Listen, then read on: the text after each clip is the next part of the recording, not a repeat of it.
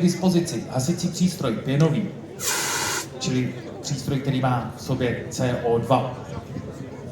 Je to hezký, ale jak vidíte, stačí přestat aplikovat to CO2 na ten zahřátý povrch. A jakmile se dostane k tomu oleji opět zpátky vzduch, ten olej znovu chytá.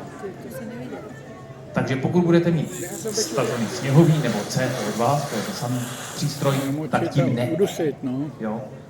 Aby tam nešel vzduch, no. Pokud budete mít k dispozici utěrku, v tomto případě utěrku symbolizuje hasicí deka, která umí hasit i bez toho, že by byla mokrá, ale my jsme nesehnali utěrku, oni nám ji tady nikdo nechtěl půjčit, že bychom ji zničili. Tak vezmete utěrku, namočíte ji do vody, vyždímete, dobře vyždímete a směrem od sebe přikryjete. Ale ve chvíli, co ji tam nenecháte dostatečně dlouho, vrátí se vzduch a požár znova zaplane.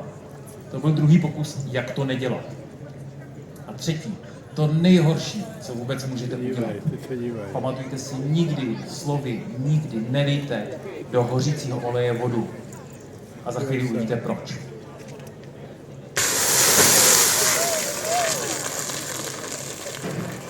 A přesně tohleto byste měli v kuchyni.